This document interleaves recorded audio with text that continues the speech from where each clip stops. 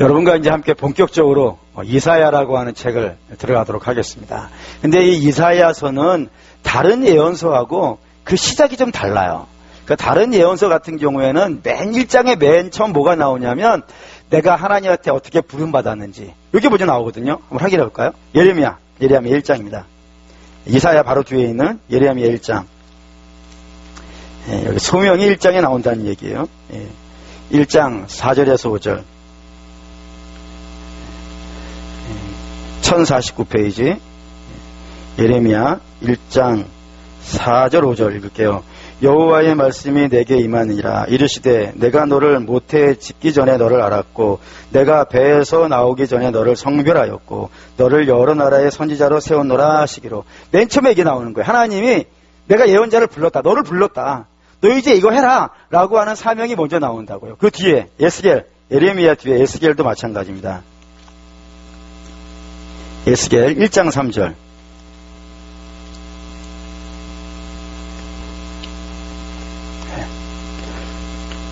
에스겔 1장 3절 읽습니다. 갈대아 땅 그발 강가에서 여호와의 말씀이 부시의 아들 제사장 나 에스겔에게 특별히 임하고 여호와의 권능이 내 위에 있느니라.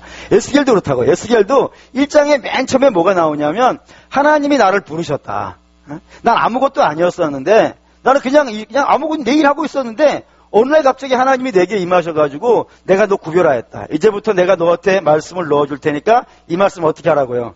전하라. 이런 소명을 받는 장면이 다른 예언서에는 다 나와요. 1장에. 근데 이사야는 1장에 안 나오는 거예요. 1장에 안 나오고 어디에 나오면 6장에 나와요. 6장 가볼까요? 이사야 6장. 이사야 6장.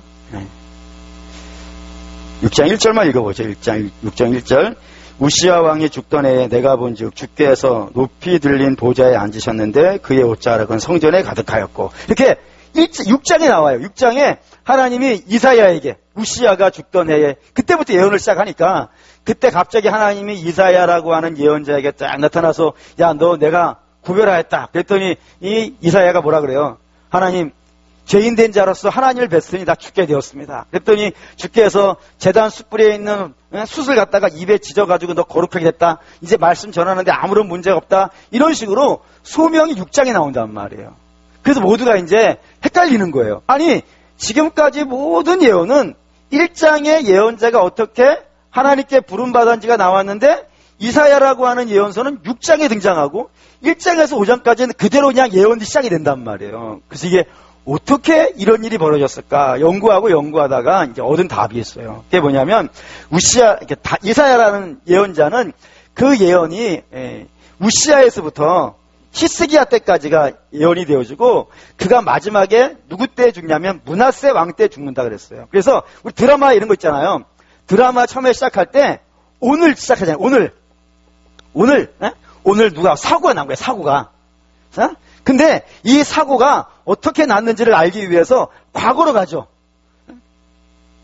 고개를 끄덕거리시는 분은 저랑 비슷한 분들인 거예요. 그러니까 과거로 가잖아요. 과거로 갔다가 여기서부터 다시 시작해서 오늘로 와서 미래로 끝나는 게 이런 드라마 있잖아요. 있어요. 그렇게 대답해 주셔서 고맙습니다. 이사야 예언이 그런 거예요. 이사야가 죽을 때 므낫세 왕 때 죽는데 그때 예언이 1장에서부터 5장까지라 이거예요. 그래서 이 예언이 이 므낫세 왕이 이스라엘이 가장 타락했을 때 남유다가 가장 타락했을 때 그 예언이거든요. 그러니까 너희 하나님께 범죄하였으니까 너희 망한다. 내 예언이 거짓말 같냐? 내가 옛날에 6장에서부터 시작해가지고 39장까지 이게 이제 우시야 왕 때부터 시작해서 히스기야 왕 때까지거든요. 다 망한다고 했다. 근데 어떻게 됐냐고? 그대로 되지 않았냐? 그러니 너희는 이제 망하게 될 것이고, 근데 하나님께서 망한 너희를 불쌍히 여기셔가지고 40장 이후에 너희들을 구원하는 역사를 이루실 것이다 라고 하는 이런 그림으로 이제 완성이 되어 있다고요. 그 때문에 1장에 대놓고 이제 당시에 그 므낫세 왕이 살던 시대에 이스라엘에 대한 강력한 책망의 말씀이 그래서 시작이 된다는 겁니다. 그래서 2절 읽을게요. 2절 읽겠습니다. 하늘이여 들으라, 땅이여 귀를 기울이라. 여호와께서 말씀하시기를 내가 자식을 양육하였거늘 그들이 나를 거역하였도다. 이제 이게 므낫세 왕 때라 이겁니다. 여기에 하나님께서 이사야를 데리고 어디를 가시냐면 하늘 재판장에 가시는 거예요. 법정에 거기에 판사는 누구고요? 하나님. 그리고 피고가 있어요. 피고가 누구고요? 이스라엘. 정확하게 말하면 이제 남유다. 네? 유다고 그리고 증인을 둘 데리고 왔어요. 증인 누구예요? 하늘과 땅을 불러온 거예요. 항상 이 성경에서 재판이 진행되어지면 증인은 반드시 2명 나옵니다. 무슨 수를 써서라도 2명이 나와요. 그러니까 이 둘에서 이제 그래서 이 법정에서 2명의 증인을 부른 것이고 또한 하늘과 땅을 증인으로 부른 이유는 이 유다가 이 땅에서 한 모든 일을 가장 확실하게 알고 있는 게 누구라는 거예요. 하늘과 땅이라는 거예요. 이거 우리도 써요. 뭐라 그러냐면 제가 괜찮은 사람이라는 걸 누가 안다고요? 하늘이 알고 땅이 안다 이거예요. 왜 그렇죠? 하늘과 땅을 우리가 피해서 살 수 있는 곳이 없잖아요. 어디를 간다가도 하늘이 있고 어디를 간다가도 땅이 있잖아요. 그러니까 내가 한 모든 것들을 다 알고 있다는 개념으로 이제 하늘과 땅이 등장한다 이거예요. 그래서 하나님이 하늘과 땅에게 묻는 거예요. 너 다 봤지? 내가 이스라엘이라는 나라가 어떤 나라였는지 너 알지? 누구에게요? 하늘과 땅에게. 너 봤지 않냐? 이스라엘 나라가 어떤 나라인지 너 알고 있을 뿐만 아니라 그런 이스라엘을 내가 어떻게 사랑하는지도 하늘과 땅은요. 다 본 목격자라 이거예요. 지금까지 처음에 이스라엘이라는 나라가 시작됐을 때부터 그들이 오늘 어떻게 여기까지 왔는지를 전부 알고 있는 것이 하늘과 땅이기 때문에 하나님께서 하늘과 땅을 불러가지고 묻는 거예요. 뭐라 그러냐면 내가 이스라엘을 어떻게 양육했냐 이거예요. 양육했냐. 우리말 성경에는 양육이라고 되어 있어요. 우리말 성경에는 양육이라고 되어 있는 한 단어로만 나오는데 히브리어 성경에는 2단어로 등장해요. 뭐라고 되냐면 내가 어떻게 저를 자라게 했는지. 두 번째는 내가 저들을 어떻게 높였는지. 이 2가지를 우리는 그냥 양육이라고만 써놨는데 어쨌든 히브리어 성경에는 2개로 나와요. 내가 저희를 어떻게 자라게 했는지. 이거는 육체적인 부분이겠죠. 육체. 이스라엘의 육체를 내가 어떻게 자라게 했는지. 두 번째, 높였다는 건 지위와 신분일 거예요. 내가 저들의 지위를 어떻게 높여주고 저들의 신분을 얼마만큼 영광스럽게 했는지 누가 안다고요? 하늘과 땅은 안다고요. 그래서 우리도 알아요, 사실은. 하나님이 이스라엘을 어떻게 자라게 하셨냐면은 처음에 하나님이 이스라엘을 불렀을 때 몇 명 불렀어요? 네? 처음에 하나님이 이스라엘을 부르실 때 몇 명을 불렀을까요? 네. 아이고, 이게 어려운 건 아닌데. 몇 명을 부르냐면, 1명을 불렀죠? 맞죠? 누구예요? 아브라함 1명 불렀다니까요. 근데 그 아브라함 한 명이 야곱 때 가서는 몇 명이 돼요? 70명. 네? 그리고 애굽에 가서는요. 66만 명. 장정만 66명이 아니죠. 66만 명. 그래서 그냥 남녀노소 다 합치면 한 200만 명 될 거라고 하는 거예요. 200만 명.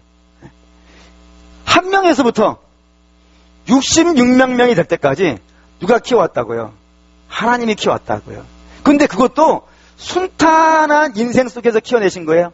아니죠. 처음에 아브라함을 불렀을 때 아브라함은 신분이 뭐였던 사람이에요? 이방인이잖아요. 이민자잖아요. 여러분도 주변에 우리나라에서 1세대나 2세대 때 미국으로 이민 가신 분들 한번 만나서 얘기해 들어보세요. 지금도 그랬고요. 지금도 아마 이민 가신 분들 얘기 들어보면은 정말 힘들게 사시잖아요. 제가 들은 건 이거였어요. 우리나라에서 의사였어요. 그 얼마나 빠방한 직업이에요.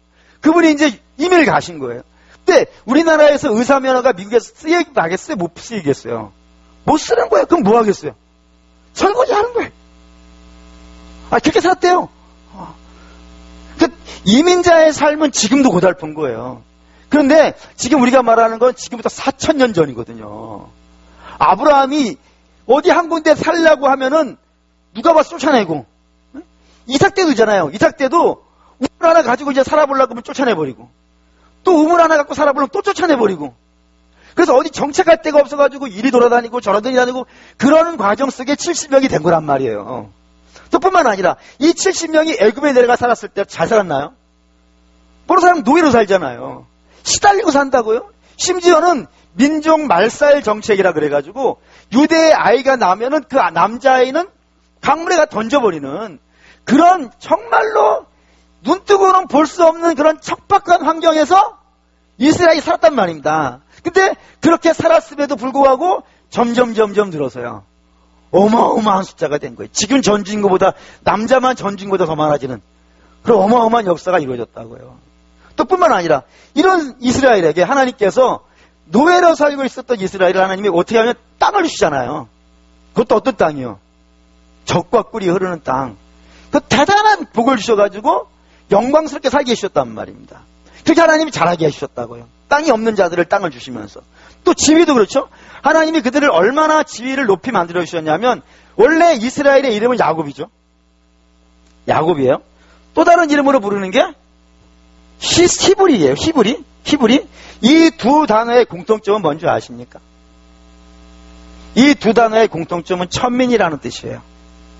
그 야곱은 발목이나 잡는 자.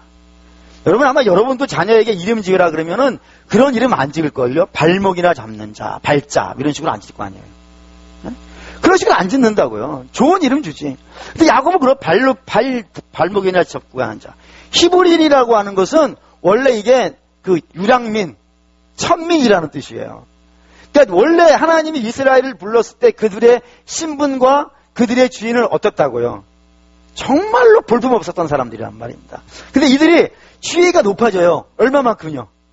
이스라엘이 되는 거예요. 아, 놀랍지 않습니까? 이스라엘은 하나님과 겨루어 이긴 자. 하나님과 겨루어 이기려면 딱 한 사람밖에 없어요. 제가 해보니까 딱 한 사람밖에 없어요. 누가 이기겠어요?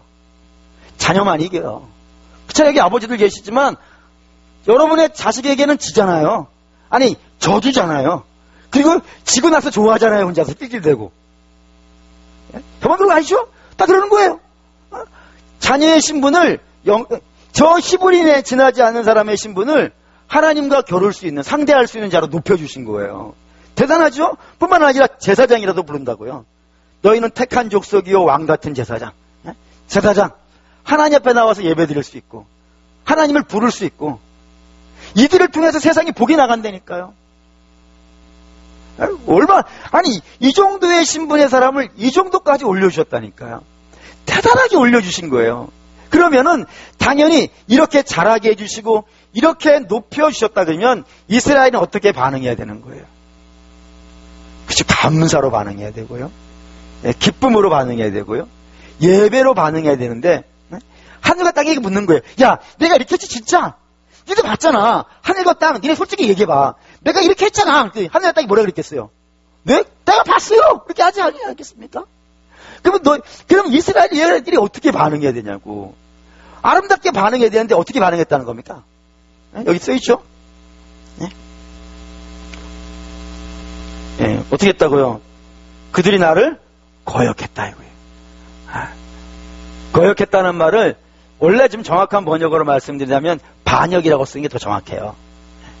내가 이렇게 했는데, 내가 이렇게 열심히 다 했는데 이들이 내가 한 노력, 하나님이 하신 노력과 하나님이 하신 열심에 합당한 영광과 합당한 찬양을 드리는 것이 아니라 하나님이 자기를 이렇게 키워주시고 높여주셨다는 사실 자체를요 인정을 안 하는 거예요. 이건 하나님이 높여주신 것이 아니고 누가 한 거예요? 내가 한 거예요. 내가 잘나서 한 거예요. 우리 그런 말 쓰잖아요. 못 되면 조상 탓이고 잘 되면 자기 탓이라고. 그게 이스라엘의 모습인 거예요. 하나님이 해주신 것이 아니고 내가 한 거예요. 내가. 그리고 내가 한 것이지, 또는 열방의 그 가나안에 있는 우상들이 나를 도와준 거예요. 그들이 나에게 하는 일을 도와줘서 내가 이렇게 된 것이지 하나님이 내게 해주신 것이 아니라는 거예요. 그래서 3절 등장했어요. 3절 읽어보겠습니다. 소는 그 임자를 알고 나귀는 그 주인의 구유를 알건만은 이스라엘은 알지 못하고 나의 백성은 깨닫지 못하는도다 아니라. 여기 이제 나귀와 소가 등장하는데 아마 이게 대부분의 나라들이 다 비슷한 것 같아요. 한번 여러분께서 물어보죠. 소 같은 사람 하면 어떤 생각 드세요? 저 사람 소 같네. 또는 이렇게 저 사람 개 같네. 이거 이상한가? 돼지는 어떠세요? 저 돼지 같네. 그럼 나름대로 느낌이 생기죠? 안 생겨요? 소는 어떤 느낌 드세요? 우리는 이런 말 써요. 실제로 저 사람 고집이 황소 고집이라고. 그러니까 소 같다는 건 첫째는 뭐겠어요? 저 사람한테 속았다라는 게 아니고, 에? 속았다라는 말은 고집이 세다 이거예요, 첫째는. 그게 속았다라는 표현이고, 또 저 사람은 속았다라면 또 뭐 하나 더 있어요. 이런 말 쓰잖아요. 저 사람은 소처럼 미련하다고. 그러니까 이 소나 나귀는 동서고금을 동원해서 두 가지 이미지를 갖는 거예요. 하나는 고집이 센 사람, 또 하나는 미련하기 이를 데 없는 사람. 이럴 때 속았다라고 하는 게 표현을 쓴다 이거예요. 근데 이렇게 소 같은 소들도, 소나 나귀들도 그렇게 고집 세고 자기 주장 강하고 그리고 미련해가지고 어리석고 이런 소나 나귀도 뭐나 안다고요. 나한테 음식 준 자는 안다 이거예요. 내게 은혜 준 자는 안다 이거예요. 자기를 사랑해 준 자는 안다 이거예요. 근데 이 백성은 어떻다는 거예요? 소나 나귀보다 못하다 이거예요. 모른다 이거예요. 내가 저들 어떻게 잘하게 해주고 높여더니 저들은 인정도 안 하고 알지도 못한다 이거예요. 거기에 이제 알다란 말을 이제 아주 성경에 중요한 단어로 등장해요. 그게 이제 야다라 그러는데, 야다. 이거는 성경에 나오는 단어 중에 여러분들이 히브리어지만 반드시 기억해야 되는 단어입니다. 야다라고 그러는데. 이게 뭐냐면은, 이게 책으로 아는 지식이 아니에요. 아는 게. 그러니까 책을 봐가지고 아는 게 아니에요. 어떻게 아는 거냐면, 살아봐서 아는 거예요. 살아봐서. 살아봐서. 네, 그런 거예요. 그러니까 살아봐서. 그러니까 왜 이런 말을 쓰냐면, 이스라엘은 지식적으로는요, 책으로 보는 것은요, 다 안다 이거예요. 왜죠? 저들은 학교에서 수업받는 책이 성경인가? 글을 성경으로 배우는 거예요. 그러니 성경을 볼 때마다 뭐가 등장하는 거예요? 하나님이 등장하겠죠. 그러니 하나님에 대해서 얼마나 많이 알고 있겠어요. 지식적으로는 많이 알고 있는데 하나님과 살아본 경험은요, 없다 이거예요. 그 말, 하나님과 살아본 경험이 없다는 것은 하나님 말씀에 순종해 본 적도 없고 이런 겁니다. 주께서 가나의 혼인잔치에서 이런 말씀하시잖아요. 이 돌 항아리에 있는 물을 떠가지고 연회장에 갖다 주라고 그랬을 때 이 물을 떠다 준 경험이 있어야 된다 이거예요. 그래서 물을 떠가지고 가는 도중에 그 물이 뭘로 변하는 것을요, 포도주로 변하는 경험들을 했었어야 되는 거예요. 근데 이들은 그런 경험이 없는 거예요. 왜죠? 떠간 적이 없으니까. 그 잔치에는 있는 거란 말이에요. 그 잔치에는 있고 주가 하는 이야기는 듣는다 이거예요. 근데 그거를 떠다줘서 그 물이 포도주로 변하는 그런 경험들을 한 번도 하질 않은 거예요. 순종을 해본 적도 없고 순종이 어떤 역사를 나타내는 본 적도 없고 그냥 머릿속으로만 신앙을 알고 있었다 이거예요. 그걸 하나님 모른다 이거예요. 하나님 반드시 여러분도 마찬가지, 저와 여러분도 마찬가지입니다. 성경 굉장히 중요해요. 성경 굉장히 중요하지만 여러분 불신자도 성경은 알아요. 그 유명한 스님 있던데, 뭐 굉장히 유명한 스님이더라고요. 전에 한번 들었었는데 저는 그렇게 워낙 다른 건 잘 몰라가지고 어쨌든 여러분들이 얘기하면 알만한 굉장히 유명한 스님이에요. 근데 그분도 성경은 1년에 한 번씩은 읽는데요. 제가 잘 알고 있는 잘 아는 분을 하죠. 그 버틀란드 러셀이라고 하는 분이 있는데 그분은 세계에서 가장 똑똑한 천재 중에 하나라고 불렸던 분이에요. 근데 그분은 성경을 100번을 읽었어요. 100번을 읽고 쓴 책이 뭐냐면은 내가 왜 예수 믿는 자입니까? 내가 왜 그리스도인이 아닌가? 이런 책 쓰는 거예요. 그러니까 여러분이 우리가 성경을 많이 읽는 것도 중요하고 아는 것도 중요해요. 근데 그런 경험도 중요하지만 그보다 더 중요한 건 뭐예요? 그 말씀으로 살아본 경험이 있어야 되는 거예요. 순종해본 경험이 있어야 되는 거예요. 그래야 그 말씀이 얼마나 위대하고 그 말씀이 얼마나 강력하고 그 말씀이 얼마나 힘이 있고 그 말씀이 얼마나 세상을 이긴지를 아는데 그런 경험은 없고 남이 알려준 지식만 쌓여져 있는 거예요. 그게 지금 이스라엘의 모습이라 이겁니다. 네. 안타까운 거예요. 그래서 4절 등장합니다. 4절 읽을게요. 슬프다.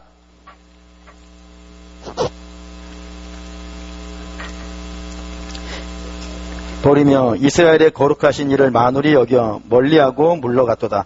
여기 이제 그렇게 하나님이 양육해 주셨음에도 불구하고 그 하나님이 자기를 그렇게 해줬다라고 하는 사실을 믿지도 않고 하나님 말씀에 순종도 하지 않는 그 백성을 향한 하나님의 감정이 뭐였어요?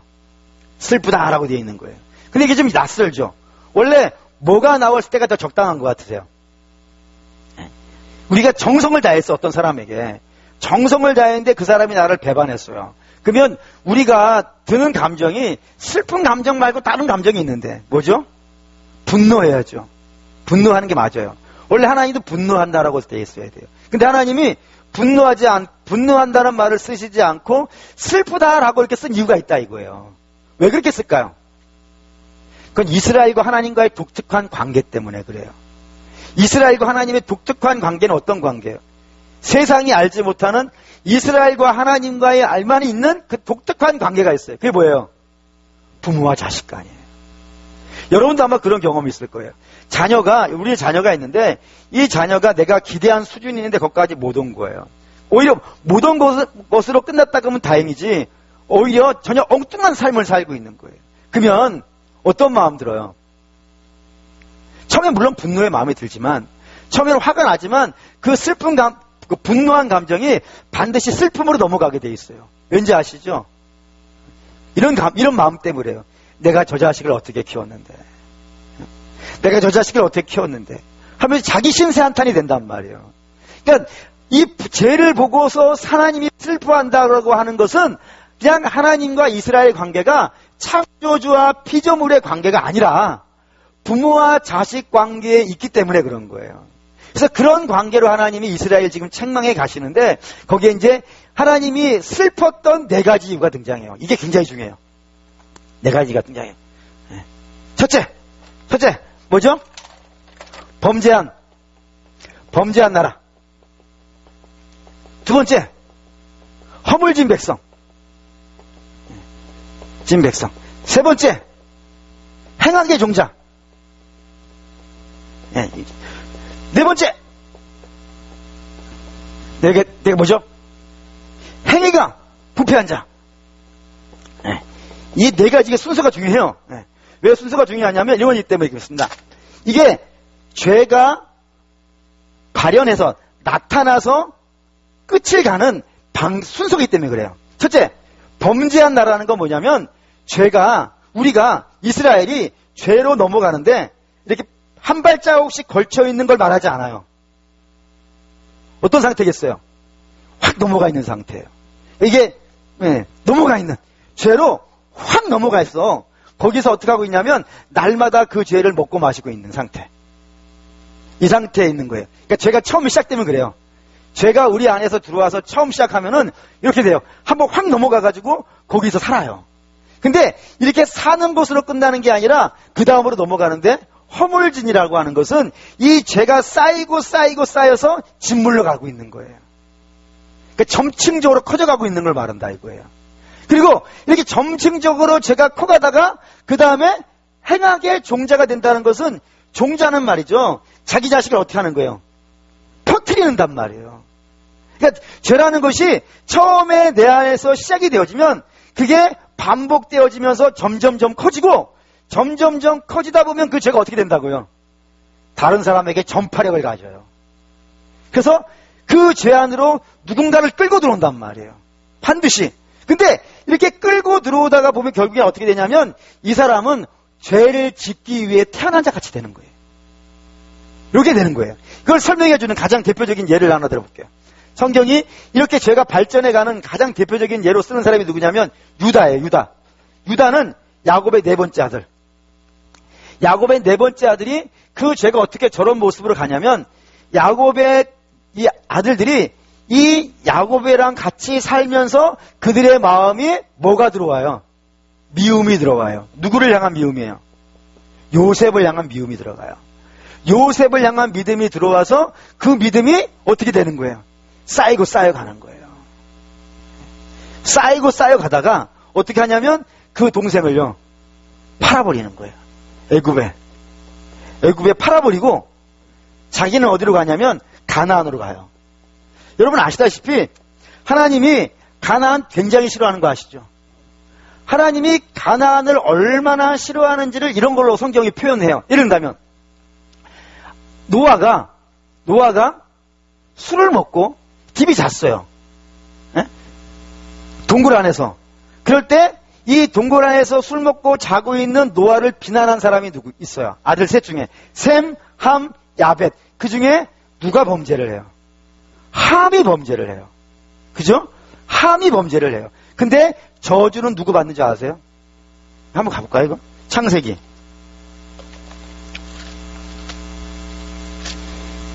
창세기 19장.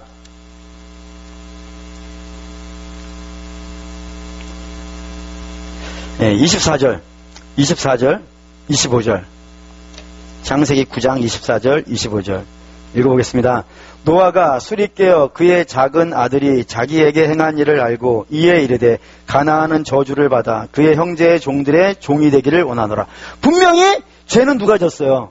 함이 졌어요. 근데 저주를 누구한테 행하고 있어요? 이게 가나안에 하고 있는 거예요. 함이 하는 게 맞는데. 그러니까 성경이 그만큼 뭐를 싫어하는 거예요? 가나안을 싫어한다니까요. 아주 끔찍하게 싫어해요. 얼마나 또 끔찍하게 싫어하냐면 아브라함이 자기 아들을 결혼을 시키려고 그래요.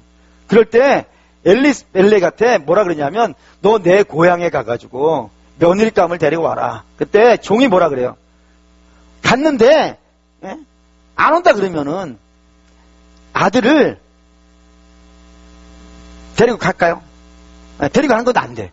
그리고 데려가는 것도 안 되고 어디에서 며느리 맞이하는 것도 안 돼요. 가나안에서 며느리 맞이하는 것도 안 돼. 그러니까 우리 가문에는 가나안 여자가 들어오면 안 돼. 그 정도로 싫어해요. 그리고 소돔과 고모라는 어디에 있는 지역이에요? 가나안에 있는 땅이에요. 아주 그냥 성경이 가나안 하면 치를 떨어요. 그 정도로 싫어하는 거예요. 근데 유다는 거기가 살아요. 아예. 제가 커지고 있는 게 보이죠. 근데 이렇게 커지니까 제가 어떻게 된다고요? 그 다음은요. 전파력을 갖는다 그랬어요. 누군가를 그 죄 속으로 끌고 들어와요. 근데 유다는 누구를 그 죄 속으로 끌고 들어와요? 자식들을. 그래서 자식들이 다 하나님과 반대되는 행동들을 해요. 그래서 자식 둘이 죽어요. 근데 이걸로 끝나지 않아요. 결국에는 이 유다가 어디까지 가냐면 창녀촌까지 가요. 그래서 자기 인장을 주고 우리말로 말한다면 인감도장을 주고 그 창기랑 몸을 섞어요. 아무런 꺼리낌이 없어요. 저 사람은 원래 저런 모습인 것 같아. 태어날 때부터 저런 인생인 것 같다는 거예요. 죄라는 게 그래요. 반드시 시작되면은 죄 속으로 우리를 끌고 들어오고 사도 바울도 그러지 않습니까? 나를 사로잡아 오는 것을 보는도다. 내 안에 죄가 나를 그냥 세상하고 적당하게 거리두고 살게 하는 게 아니라 아예 나를 사로잡아 오는 것을 보는도다. 끌고 들어오고 그 끌고 들어와서 점점점 그 죄를 반복하면서 허물진 백성을 만들어버리고 그리고 그 허물진 백성들은 반드시 자기 혼자 죄를 짓는 것이 아니라 남을 죄 속으로 끌고 들어오는 사람이 되어지고 그리고 그 끌고 들어오는 모습을 보면서 저 사람은 아예 죄를 짓기 위해 태어난 사람 같구나. 그런 모습이 됐다는 거예요. 근데 이스라엘 이런 사람들이 아니라니까요. 이스라엘은 원래 어떤 사람이냐면 성경 봅시다. 이사야 43장. 이사야 43장 21절. 43장 21절.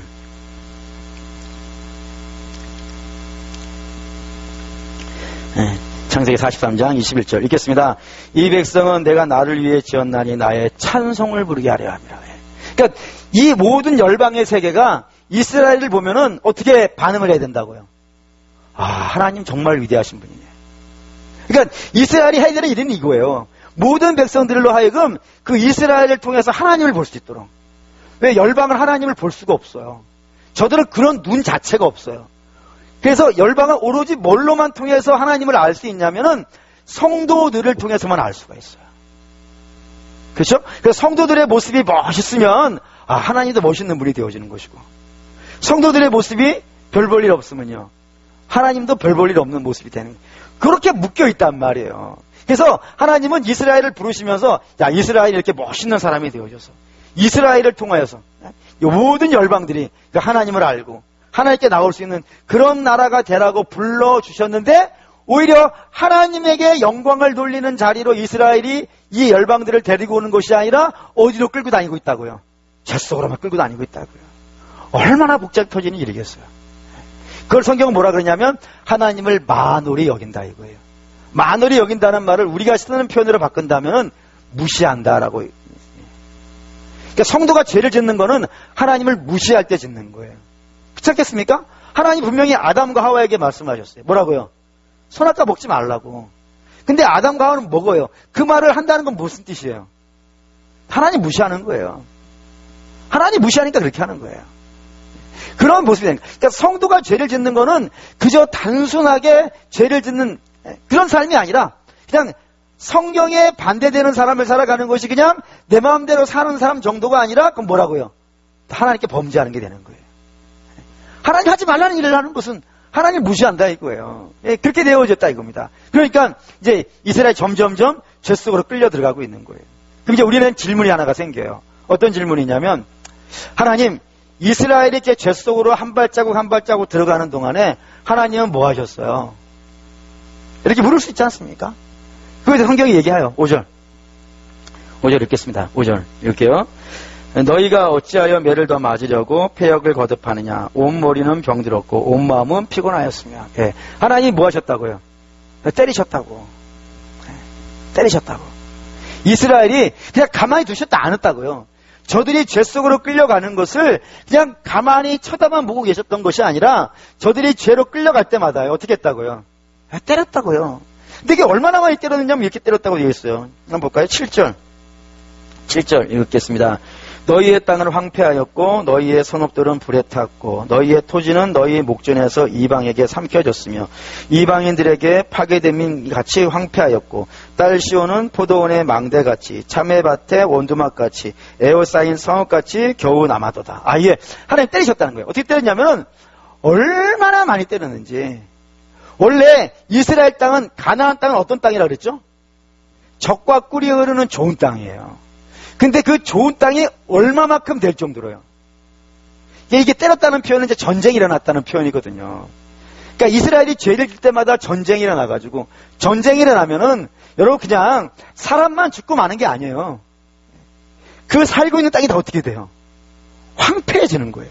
그렇지 않습니까? 예를 들어 뭐 북한에서 미사일 하나 쏴가지고 전주에 딱 떨어졌다고 생각해 보세요. 그럼 뭐 사람만 죽고 끝나나요? 뭐 건물도 무너지고 토지 다 부서지고 뭐 그렇게 될 거 아니겠어요. 그렇게 해가지고 전쟁이 나가지고 이스라엘 땅이 조금씩 황폐해져가지고 얼마만큼요? 황무지가 될 만큼. 그럼 얼마나 하나님이 때리신 거예요. 심지어는 이렇게 돼 있어요. 이들이 여기 8절에 보면 딸 시온이라고 돼 있는데 이 딸 시온이란 말은 굉장히 중요해요. 성경에서. 예루살렘을 지칭하는 건데요. 예루살렘을 쓸 때 두 단어로 써요. 따로 기쓰자 하나는 딸로 써. 그리고 또 하나는요. 시온이라고 쓴다고요. 이 시온이라고 쓰는 것은 영광스러운 성이라는 뜻이에요. 영광스러운. 얼마나 영광스럽냐면은 원래 이 예루살렘이라고 하는 땅은 하나님이 누구에게 주신 땅이냐면 여호수아에게 주신 땅이에요. 근데 여호수아가 이 땅을 차지를 못해요. 너무 전쟁을 해서 차지할 수 없는 산꼭대기에 있고 들어가는 길도 없고 군사를 동원할 방법이 없는 거예요. 그래서 여호수아도 이 산지를 내게 주십시오라고 말했던 갈렙도 이 예루살렘을 차지하지를 못해요.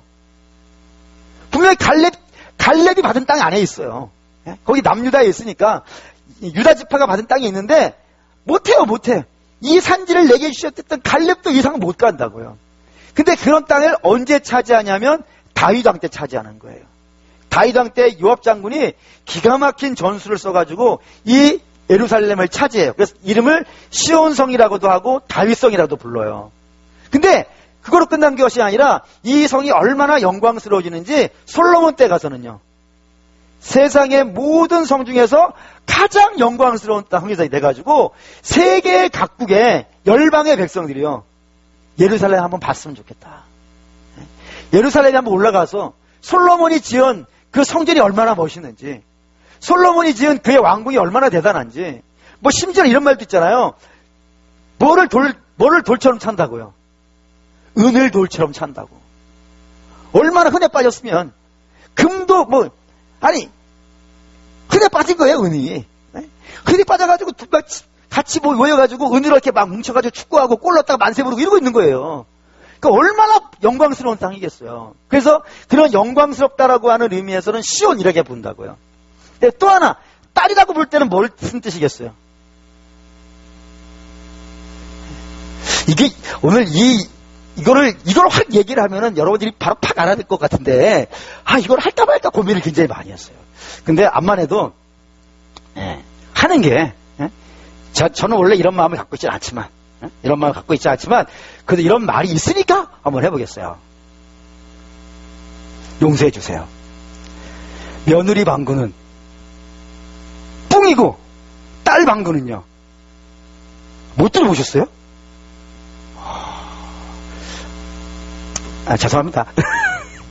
그러니까 딸이라고 하는 이미지가 성경에서 우리가 쓰는 말에서 딸이라는 이미지가 등장하면 다 뭐냐면 예쁨이에요. 예쁨, 아름다움, 예쁨. 그러니까 온 열방이 봤을 때 예루살렘이라고 하는 성은 예쁘다 이거예요. 너무 예쁘다 이거예요. 너무 사랑스럽고 너무 아름다운 성. 이렇게 얘기할 때는 딸이라 그런다 이거예요. 그러니까 영광스러움과 아름다움을 동시에 가지고 있는 성이 예루살렘이에요. 근데 그 성이 어떻게 된다고요? 다시 보시죠. 여기에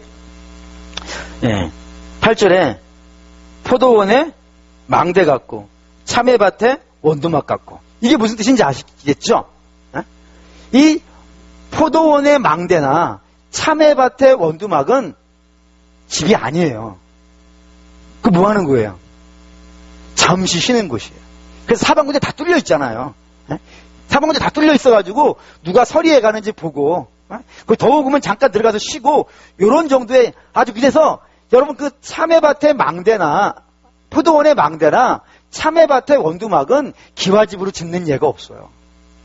그냥 대충 나무로 얼기설기 해놓는단 말이에요. 그러니까 별 볼 일 없게 해놓는단 말이죠.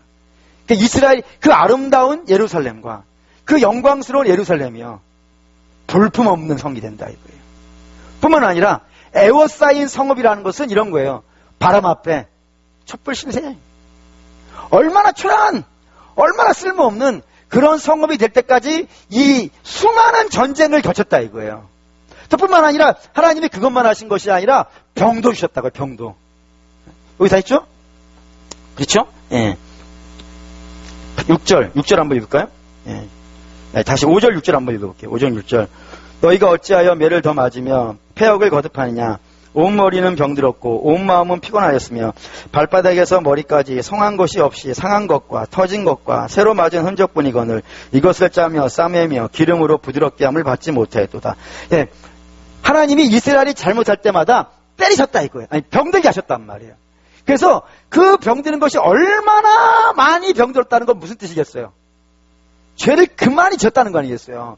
죄를 지을 때마다 병을 하나씩 주고 죄를 지을 때마다 병을 줬더니 얼마만큼 병들었냐면 머리끝에서요 발끝까지, 발바닥까지 병이 안 든 데가 없을 정도로 하나님이 가만두시지 않았다 이거예요.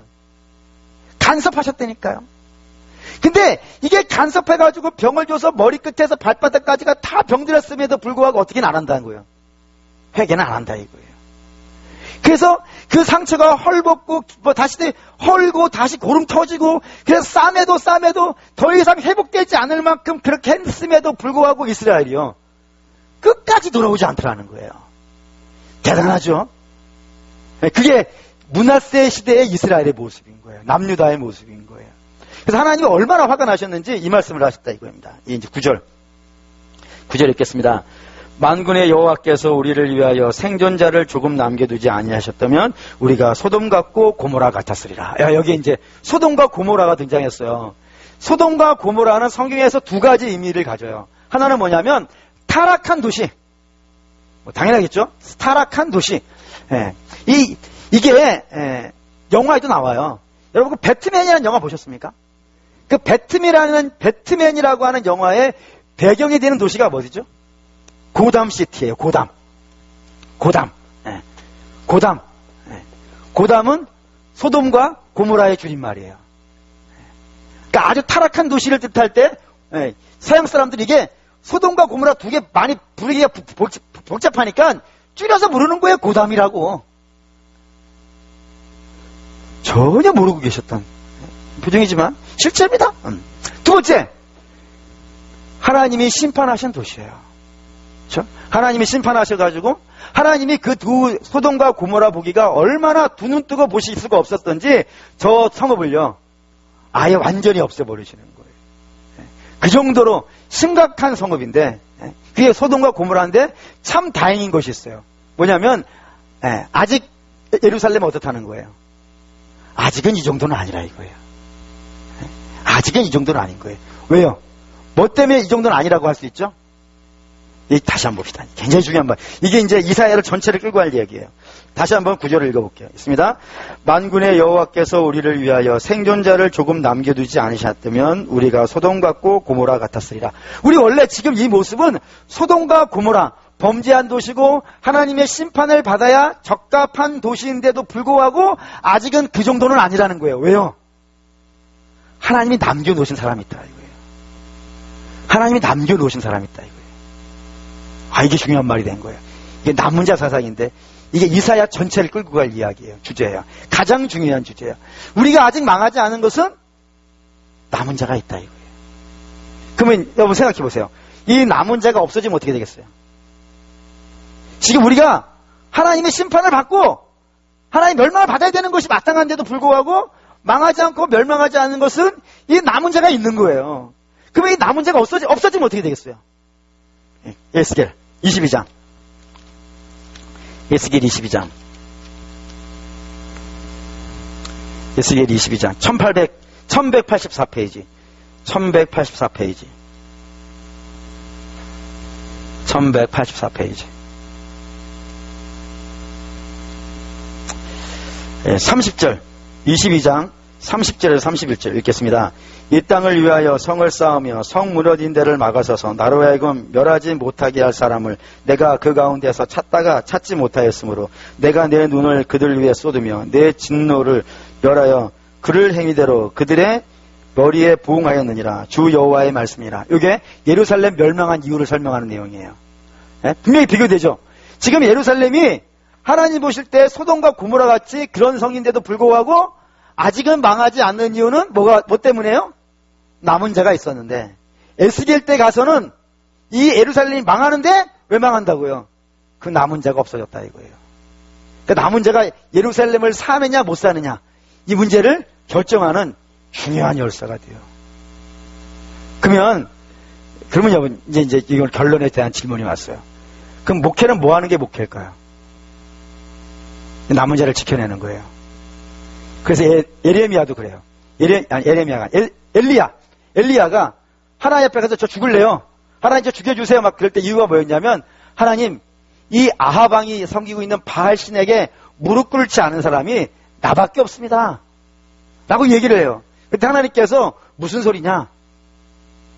내가 아직 바알에게 입 맞추지 않은 사람을 7,000명을 남겨놨다 이거예요. 그래서 엘리야가 뭐하냐면은 이 남은 자를 찾아다니는 거예요. 남은 자를 찾아다니면서 학교를 지어요. 선지학교를. 그 선지학교에 그 학생들을 불러요. 불러서 뭐 하겠어요? 그들을 하나님의 말씀으로 깨어내는 일을 해요. 깨어내는 일을 해요. 그때 깨어난 사람 중에 하나가 엘리사예요. 그렇게 하는 거예요. 그러니까 목회라는 거는 뭐 하는 거냐면 전체를 살려내는 것이 아니고 그 남은 자를 지켜내는 거라니까요. 그 남은 자를. 그럼 남은 자는 어떻게 지켜낼 수 있을까요? 그 남은 자를 어떻게 하나님의 백성을 만들어낼 수 있을까요? 성경은 이렇게 써요. 다시 이사야. 이사야 1장 10절 한번 읽을까요? 읽겠습니다. 너희 소돔의 관원들아 여호와의 말씀을 들을지어다. 너희 고모라의 백성아 우리 하나님의 법에 귀를 기울이라. 그 법이 뭐냐면은 16절 읽겠습니다. 너희는 스스로 씻으며 스스로 깨끗하게 하여 내 목전에서 너희 악한 행실을 버리며 행악을 그치고. 그래서 18절 여호와께서 말씀하시되 오라 우리가 서로 변론하자. 너희 죄가 주홍 같을지라도 눈과 같이 휘어질 것이요 진홍같이 붉을지라도 양털같이 휘어지리라. 지금 뭐 하고 있는 거예요? 남은 자들에게. 이 남은 자들이 지금 보기의 모습은 별 볼 일이 없는 거예요. 저들은 저 남은 자들 이렇게 얘기할게요. 주께서 실제로 비유하신 거니까. 밭이 있어요. 그 밭에는 두 가지가 있어요. 하나는요 알곡이 있고요. 또 하나는요 가라지가 있어요. 같이 있어요. 같이 자랄 거예요. 근데 목회는 뭐 하는 거냐면 알곡이 알곡되게 하는 것인데 처음에 알곡이 처음 모습은 풀과 별과는 다르지 않다 이거예요. 그렇잖아요. 처음에 싹이 날 때 알곡 달고 나오지 않잖아요. 네? 맞죠? 네. 풀 나올 때, 벼하고 피 나올 때 처음에는 같은 알곡 안 달고 나와요. 뭐 조그만한 거라도 달고 나오는 게 아니고. 사람이나 똑같이 눈 달고 나오지. 걔네들은 그냥 똑같이 처음에는 풀인가 봐요. 안 해봤어요. 근데 알곡을 안 달고 나온다는 건 알아요. 그런데 그 알곡에게 뭐라 그러는 거예요? 너 알곡이야. 알곡이 이 가라지같이 이러면 안 돼. 알곡은 어떻게 해야 되는 거예요? 너 깨어나야지. 너 깨어나야 돼. 라고 하면서 뭘 해주냐면 자꾸 알곡에다가 자극을 준다 이거예요. 영적인 자극을 주는데 그 영적인 자극을 알곡은 들으면서 너 회개해야 돼. 회개하고 천국에 가까웠어. 이 말씀을 계속 듣고 내가 내가 지금 이리 가면 안 되는구나. 나는 지금 잘못 가고 있구나. 그걸 하나님 말씀으로 깨닫고 하나님 십자가 앞으로 돌아와야 되는 거예요. 돌아오면은 하나님이 그들에게 열매를 맺게 해주신다 이거예요. 그러니까 목회는 계속 뭐를 하고 있어야 되냐면 이 주의 귀한 백성들을 영적인 잠에 빠지지 않고 세상에 휩쓸려 가지 않고 악한 길에 있지 않도록 계속해서 저들을 자극하고요. 깨어내고 이끌어내야 되는 일을 해야 되는 거예요. 아멘이 됩니까? 근데 어저께 이제 한 집사님을 통해서 그 얘기를 들었어요. 제가 간혹 설교 난상에서 오카는 목사님 얘기를 하니까 그 집사님이 저한테 이제 당신도 오카는 목사님 설교를 들었다는 거예요. 어느 때 설교를 들었냐면은 이 오카는 목사님이 그 목사님들을 많이 모아놓고 그 목사님들에게 설교에 대해서 설교를 하셨다는 거예요. 근데 그 중에서 기억이 나는 장면을 얘기해 주시는 거예요. 뭐라 그러냐면 여러분 우리 솔직히 까놓고 얘기해서 설교 반쪽짜리 하지 않았냐 이거예요. 반쪽짜리 설교하지 않았냐. 그래서 제가 무슨 말을 하시려고 저렇게 하는가 그 집사님 입술을 통해서 그 목사님의 얘기를 듣는 거예요. 그 내용이 뭐였냐면은 우리가 당연히 마땅히 성도들을 깨워내는 설교를 해야 되는데 이렇게 설교하면 저 정도가 걸리고 이렇게 설교하면 저 정도가 걸리고 그래서 이 설교하려고 그러니까 저 정도가 걸려가지고 그거 얘기 안 하고 이 설교하려고 그랬더니 이 정도가 그걸 걸리니까 그 설교 안 하고 결국에는 그런 거 다 빼놓고 뭐만 했다는 거예요. 아무도 걸리지 않는 얘기했다 이거예요. 그게 반쪽짜리 설교 아니냐. 그 결과 조국 교회가 영양결집 걸린 거 아니냐. 남은 백성, 하나님이 남겨놓은 그 알곡 같은 성도들은 지금 하나님이 주시는 영적인 자극을 받아가지고 내가 가라지가 아니라는 사실을 알고 하나님 앞에 돌아와가지고 열매 맺는 인생을 되게 해야 되는데 당신들이 그거 못하겠다는 거 아니냐. 굉장히 꾸짖었다는 거예요. 저는 그 얘기 들으면서 제가 찔렸어요. 혹시 제가 여러분에게 그런 설교하고 있는 건 아닐까. 여러분들은 마땅히 지금 하나님의 자녀들로서 열매 맺는 인생들이 되셔야 되는데 제가 이거 얘기하면 우리 성도들이 싫어하지 않을까. 그리고 조국교회가 그랬다는 거예요. 조국교회가 제일 생명처럼 여겼던 단어가 뭐냐면 부흥이었어요. 그렇죠? 근데 그 부흥을 다 뭘로 생각했냐면 사람 수가 많이 늘어나는 걸로 이해했다고요. 그래서 사람 수가 떨어져 나가면요. 그건 정말 나쁜 거라고 생각했어요. 그래서 사람 수이 안 떨어져 나가는 설교를 하려고 그랬던 거예요. 근데 주께서는 그런 설교 하지 말라는 거였다는 거예요. 너는 그런 거 하지 말고 알곡을 키우는 설교를 하라. 알곡이 주의 백성들이 알곡이 돼야 그들이 내가 지금 하나님 앞에 잘못된 길을 가고 있다는 걸 깨닫고 하나님 앞에 돌아오는 걸 해야지. 그걸 하라고 엉뚱한 얘기를 하니까 조국교회가 이렇게 많이 어려워지고 힘들어지고 하는 게 아니냐 라고 하는 그런 얘기를 하셨다는 거예요. 그 얘기 들으면서 마음이 많이 아프죠. 그래서 먼저 제가 공식적으로 여러분 앞에 먼저 얘기를 해야 될 것 같아요. 저도 사실 좀 그런 마음이 없잖아 있긴 했으니까 제대로 설교를 못한 것은 아닌가 이런 생각이 들어서 반성을 하는데 사랑하는 성도 여러분 그렇습니다. 알곡은 알곡인 거예요. 그죠? 참 그래도 감사한 거는 제가 우리 성도들에게 죄를 설교를 많이 했는데도 불구하고 여러분들이 아멘으로 잘 받아주신 거면 여러분은 틀림없이 알곡이 틀림이 없어요. 다른 데서는 못할 것 같아요. 막 째려봐가지고. 근데 여러분들은 할렐루야. 진짜 전 정말 하나님께 진짜 감사해요. 이런 설교를 해도 여러분이 아멘을 받으시니까. 그래서 지난 수요일도 그런 설교를 했어요. 여러분 우리가 스스로 한번 점검을 해보셔야 돼요. 주께서도 그런 말씀하시죠. 시험해보라고. 내 구원받은 자인지. 다른 사람이 시험해 주잖아요. 다른 사람이 뭐라 그러면 우리가 걸려 넘어져요. 제가 뭐라 그래도 힘들 판인데 누가 얘기해주면 그거 어렵지 않겠어요. 근데 여러분이 한번 주의 말씀 붙잡고 내가 열매가 있는지, 내가 어떤 열매를 맺고 있는지 한번 스스로 점검을 해보세요.